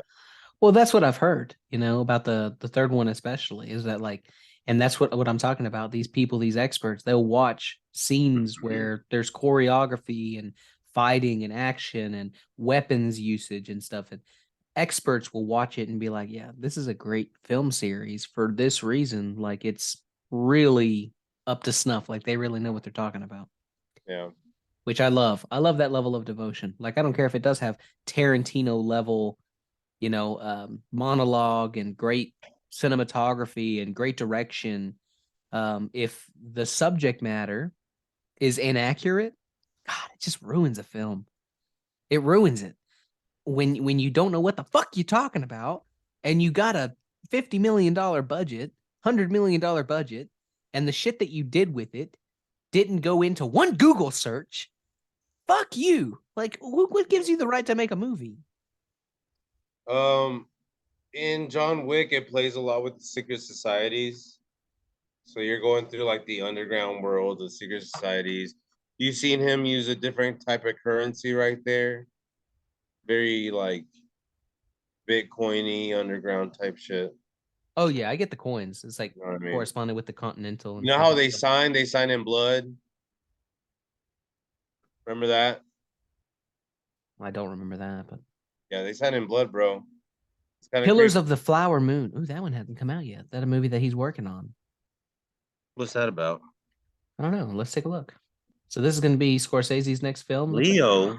Oh man. Brandon Fraser? Okay. Yeah, this is supposed to be the movie that brings Brendan Fraser back, man. He did The Whale. Have you seen that? Yeah, he's gained a lot of weight. Definitely no George of the No, did you Jungle. see The Whale? It's a movie. Oh, I feel like a dick right now. Yeah, that's kind of dick. Okay, yeah. No, I haven't seen The Whale. Damn. But yeah, man. Killers of the Flower Moon. Is there a trailer out yet or what? You know this guy, Jesse Plemons? No. Oh yeah, he's a good actor. He's pretty good, man. He Yeah. played in one movie. Let me look it up real quick for He's like the Wish Matt Damon, right? I guess so. Let's see. What was it called? Vice. Have you seen Vice with Christian Bale and Jesse Plemons? Yeah. God, great movie, man. Vice is great. Christian Bale is a fucking actor, bro. Like a real one. Tell you what. Kind of a weird selection of people. You got Christian Bale, Steve Carell, Tyler Steve Perry, Carell was the Sam weirdest. Rockwell, Jesse Plemons, and then there's a few other like weird ones in there. She Wiggum. Let's see. Dude, Steve Carell being Donald Rumsfeld is the fucking spot on, bro. I went back and I looked up some videos from Donald Rumsfeld. That's exactly how he acted, like a big fucking asshole, bro. Just the Yeah. guy that ran everything for the Republicans Dude, back Steve in like Carell. the 90s. I'll tell you what though, man, like that's the thing that makes it so dangerous, Yeah. Like people just don't people can't really be free thinking, Like you go in to vote and you want to do it the right way. God, you want to be like, okay, this is a good Democrat. I'm voting for this person. They're a Democrat. This person's against this and that. I'm voting Republican here. I'm doing this here. I'm doing this here. I'm doing this here. I want this independent person. Dude, as much as I'd love to do it, you are throwing your votes in the trash when you don't do a straight ticket. It's so unfortunate. It's fucked. But this country will never have someone who is a libertarian for president, someone who's an independent person for president. It'll never happen because there's too many fucking people that go in and go one way or the other, Democrat or Republican. And so when you go to vote, don't fucking throw your vote in the trash. Like you have to vote for who you have to make your decision based on who you absolutely don't want to get in. You don't want this fucking group of people to be in here because of reason X, Y, and Z. So you have to go the other way. And you got to make a straight ticket that way, because if you don't, you're basically throwing your vote in the trash, because it won't be used. It won't actually be of use, because it's going to be one or the other. People will always go one way or the other, man. Sad. Yeah. But did you hear the Republicans got the House? Yeah. I'm very out of the politics, but Me too, man. You know, like I'm really not into it, but that's great all I news. know is Donald Trump's back on Twitter. That's about as political Yeah. as I know. But no, this is my wife was showing me this. Republican. Let me see if I can look it up by searching something. Republicans investigate Biden. This is something that the House came out and said. Let's see if this is it. But see, this is like the same thing they said with the James Comey and Hillary Clinton. And we're gonna investigate. We're gonna do this. We're gonna do that, and fucking shit never happens. I hate it, bro. It never ends. It's like a TV show that just never. Yeah, it's like the worst reality TV show you've ever seen in your life. I like him. Because it never ends. Like, it could end really easily, but it just keeps going. What the fuck is this bullshit? Yeah, like right now, if you don't have a corporation, you pretty much don't have a real voice when it comes to politics. That's just the reality of how it is right now in the United States. Investigations into the Biden administration outside those preparations. Of Republican oversight requests should Republicans take control of Congress. You can see some this key is hires like at the White House. Behind and shit. This is talking about when they do it. Who gives a fuck? Anyway, like you There's said, look, reality Adam, show ever. Adam. What? About a year ago, the way that I knew that I was up to date in my politics was knowing that Hunter Biden did crack and fucked prostitutes. Like that was like the height of the political movement back about a year ago. You know what I mean? Mm-hmm. The laptop came out, and I'm like, what am I fucking spending my time on? Just looking at this guy just live his life to the fullest. You know what I mean? Like, I mean, bro, you don't see me over here devoting my time to learning all the relationship statuses of the people on 90 Day fucking Fiance. Exactly. It's the worst reality show ever. It's the same thing. I'm just like, wait, like right now, like kids that will study history, this is what they're going to study. Like, this is what we want to put attention to. That's why I'm homeschooling my future kids. I'm so grateful that my daughter has common sense, because she's in public school and she's going to be able to differentiate bullshit from, okay, this is common sense. Bullshit, common sense. Oh, we're in high school now. They're going to be talking about a whole different set of shit that we talked about when we were in high school, bro. All this bull crap about, non-binary gender. You're mentally ill. I mean, I get the transgender stuff. Yeah, I do too. They're mentally ill. I guess. I don't know. But people are born. I don't know if you ever noticed, there's some people that are kind of born like you can tell they're girls, but they're not really girls, or like they're boys, but they're not really. You're talking about actual hermaphrodites? Yeah, that's a chromosomal issue. Almost with the some of those people are born with those kind of like weird looking and I mean, there's birth defects. You know what I mean? Yeah, but typically speaking, but that's what XX we're playing with. And XY chromosome. That's what they're playing with, really. Yeah. And the only reason that it's relevant at all is because like they really got into the political game, and that's what they brought with them is the whole identity politics. And I mean, I understand what they go through. Like being Mexican, like in the US back in the 90s, like you weren't really favored around here. You know what I mean? So I can kind of get the plight of the trannies or whatever. I don't really agree with all the identity politics, but I have grown to understand what they're like fighting for. Not every guy is a whole guy. There's not every woman's a whole woman. You know what I mean? Like, but most people are whole woman or whole guy. You know what I mean? But in their area and what they're playing in are the effeminate guys. You've all seen effeminate guys. they speak very womanly and act very womanly. They take jobs where like you would think a woman would take, you know what I mean, Adam? I mean, there's all People different aren't kinds, always man. born, like there's those women that always dress like a dude, and you're like, why do you keep dressing? But that's just how they are. That's what the transgender community is playing, that area that they're playing in. But the thing that most people don't agree, and I don't really agree with it either, is that it's being put and pushed on everybody else because it's a very small niche of people. Like I think in the whole world, I mean, I'm not saying that everybody that's come out has come out. Everybody that says that they're gay has come out. But I do agree, like maybe 3% of the world is probably gay or something like that. Yeah. So I mean that's a small group of people. The fact that they have a say like in a grand scheme of things is kind of like, come on guys, like we get you guys have your little culture and that's fine, but I don't really agree that it should be like in schools and stuff like that. You know what I mean? LGBTQ. That's where I have you're human.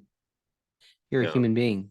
And the way you have been living your life up till now has affected your mentality and affected your psychology and the way you view life from your lens, the same as me, because I can say the same thing, right? Don't listen to what I just said and think, oh, I should be offended. No, you shouldn't. Everybody does that. Everybody is born, is raised, lives their life, and has everything happen to them in life to affect their psychology, their mentality, and the way they view the world. And sometimes those things line up differently. I cannot wake up one day and suddenly decide, I think I'm going to like men today. So I don't put it past someone who's gay or bi, lesbian, or queer to be able to wake up one day and change the way they think. I don't judge them for that whatsoever. But people who are transgender, I feel really sorry for them because Yeah. most people who are transgender who actually try to make the change physically, they go through the surgery, They they regret it. absolutely regret it. And I feel really bad for them. And the people who do that, the people who go through that and regret it, try to advocate for people who are going through the same thing but haven't changed physically yet. They're trying to tell them, hey, you're going to regret it. Don't do it. You are mentally unfit right now.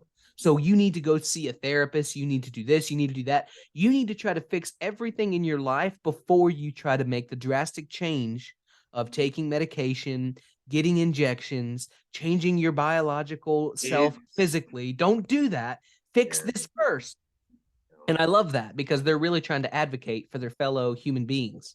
But these people who want to come out and act like they're so triggered because we didn't get their pronouns right, because they're anthropomorphic sea animals, whatever the fuck they are just moronic. There's XX and XY chromosome. I don't care if you're gay, bi, lesbian, queer, whatever. But you are either a man or you are a woman. You are either a male or you are a female. But There is you no have ifs, to ands, buts you about it. have to agree. You have to agree there are people that don't come out all man and don't come out all woman. You've seen it before. I know you've seen it. It's kind of impossible to not see it these days. Even back in the day, like they had the rougher woman and she might join the military and they just ignore it. They just have her on there.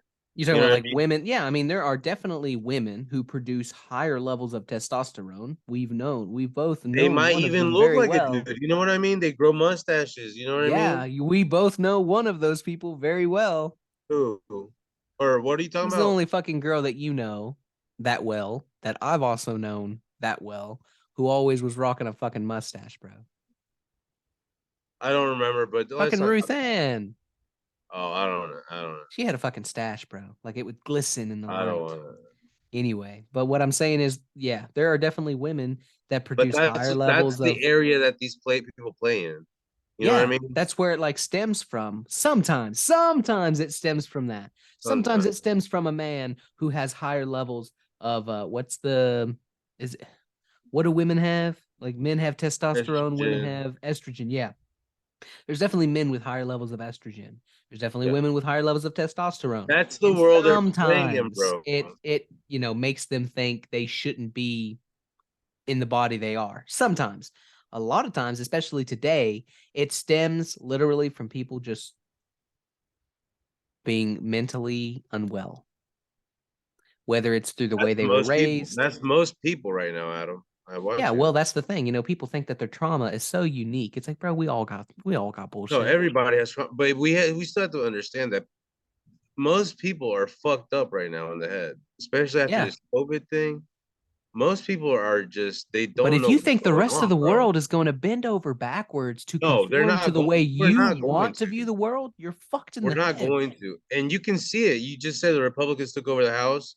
Donald Trump's about to run for president. It's going to be a whole different world here in like 10 to 5 years. No, well, 5 to 10 years. Dude. I don't know, man.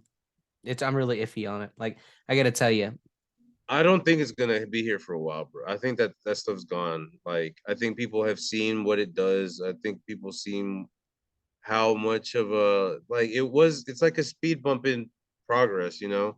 Yeah. Like the gays had to have their say, they had their say, and now the trannies have their say, and everybody's like, okay, you've been here for a while, we accept you, and that's it, bro. I mean, you know. Yeah, I'm fine with that. Get It's over it. choices. It's all about choices, Adam. These people that become transgender and they go all the way, if they regret it, it's their choice. It's their choice. Exactly. Now I'm with it on that, man. I'm not saying I'm not against that. I want them to be done away with or something like that. Does it hurt me that they regret it? Yeah, because it could have been a whole different fucking story. On a level of like sympathetic to my fellow human beings, yeah, it's like I hurt when other people hurt, for sure. So yeah, on that kind of level, I get. My whole thing is like these people who demand conformity. Fuck you. Like, dude, I identify as handsome. Am I gonna cry when someone calls me ugly? No. A lot of people think I'm ugly. Only a few very intelligent people think I'm good looking enough to marry, and I'm fine with that. So, I'm not gonna demand conformity. You're fucked in the head, man. You're not shit. I'm not shit. You're not shit. Homie, you ain't shit. No one's gonna fucking give a fuck about you. Nobody cares. Live your life. Make your choices.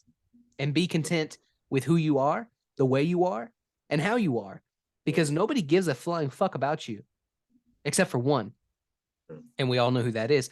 And it goes back right to it. Like one of the first conversations we had on this podcast is about, talking about musicians who made a deal at the crossroads.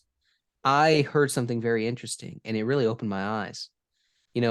Some of these people who've made these deals at the crossroads, when you listen to their music, there's a singularity. There's a singularity that comes up time and time and time and time and time again. And what it is do what you want, right? It's so ordinary. You would think like, yeah, that's the way the world's made up, right? We're all supposed to be able to go through life and do what we want. The sin, your flesh will cause you to sin. Like the way of the flesh will make you go down the wrong path, right? That's why we have commandments in place that we're supposed to live our life by, right? Because if you have no regard for commandments, if you have no regard for God's law, which are the commandments, then you go through life doing whatever you want, however you want to do it, you will be led down a dark path. Devil's advocate, man. Bro. You do what you want, choices. It's not going to go well. You're gonna hit some serious road bumps, and they could be the end of you and your soul, unfortunately. That's why even if you're not a Christian person, you don't believe in God, you're atheist, hey, you know what? That's your choice. But look at the commandments. At least do your research. At least do some research on who this character who really existed was, even if he was a total fraud, right? Total fraud, Jesus Christ. He still existed. You don't believe me? Look at the Nicene Creed, because there's specific wording in there that lets you know, hey, you know what? This actually took place. And the wording I'm talking about is he was crucified under Pontius Pilate. Pontius Pilate was a real person. He was a real governor in that time, 2,000 some years ago. He was a real person. And so you flip the history books open to that part of the world 2,000 some years ago, you'll find him. I mean, not really. Very impossible to do these days, but that's why his name is so relevant, even in our creed as Catholics that we say, is that it's a real point in time. It was really history, meaning that this Jesus Christ character really did exist. And whether he was a total fraud or, you know, completely sincere in everything and literally all of the prophecy was true, he lived his life in a certain way. And even people who have been atheists in the past, they'll tell you that, you know, Jesus Christ, like who was it? Gandhi, I think, said, like, I'm a big fan of this guy, you know, Jesus Christ. I just not a big fan of Christians, you know, because of the way they the way we do things. But Christ is a figure to be looked up to.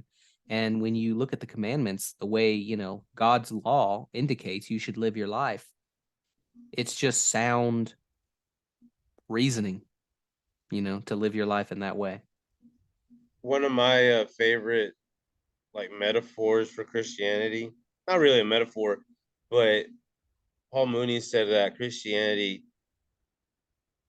when people move to Hollywood, they switch religions, right? Or when they move to New York, they'll switch to religion. Yeah. Thing about Christianity is that it sticks its foot up humanity's ass, right? Up man's ass. Like it really makes you think about what you're doing, the Ten Commandments, and what he says is, why do they have to switch over their religion? Because they don't want to follow that stuff. You know what I mean? Yeah. That should not kill, that should not steal. That's why they go to these other religions, because they can do that in those other places. You know what I mean? Because it's Makes a, you you know, think. yeah, no, but you're exactly on it, man. You know, Christianity, especially Catholicism, it's not a cafeteria. You can't just take and pick what you want. Like, oh, I like commandments number 1, 4, and 6 and 7. They're good. Everything else, I want to be able to do that shit. It's not the way it works, you know? You can't pick and choose. One of the funniest jokes I've ever heard is this guy from China, you know, atheist, never heard of any kind of higher being or nothing like that. Very out of the scene. Came to the United States. He was very poor, but you know, he worked his way up as an immigrant, and finally he had, you know, he had achieved a certain level of success. And one day someone came knocking on his door, and he said, "Sir, have you been introduced to our Lord and Savior Jesus Christ?" He's like, "No, I haven't. Never heard of him."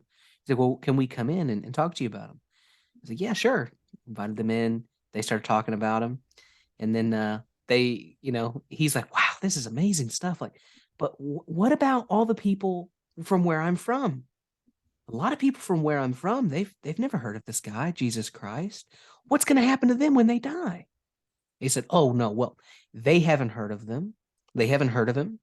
You know, they're ignorant to that part. So, you know, God will show mercy on them for not being aware, and they'll go to heaven."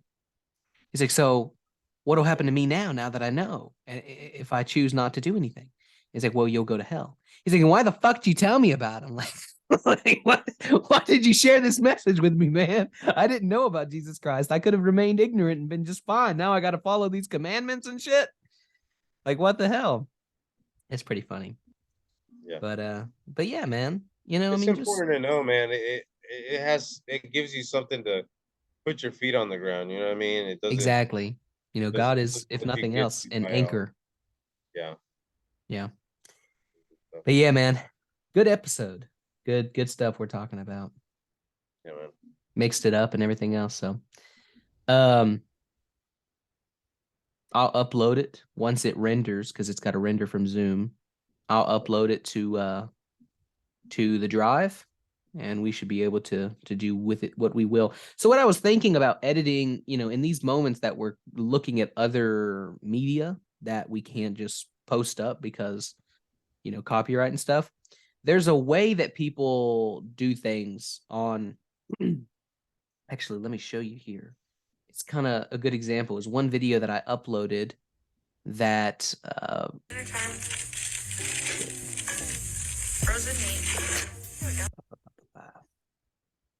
wow.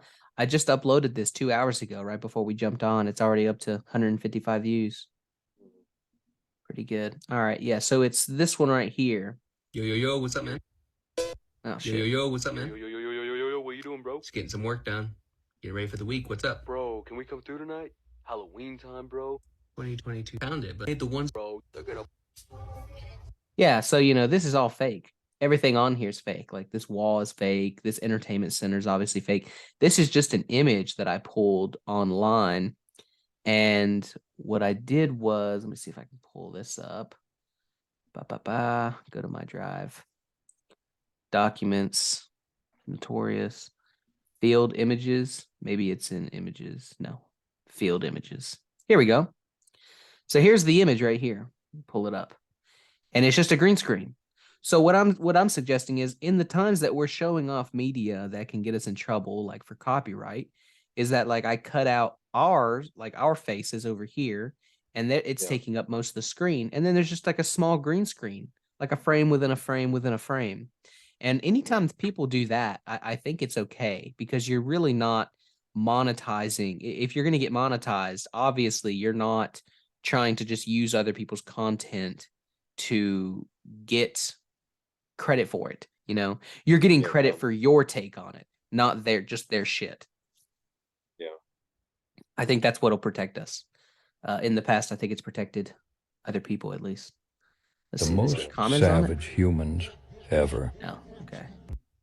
Did you watch this video, bro? Yeah. What'd you think of it? It's all right. Yeah.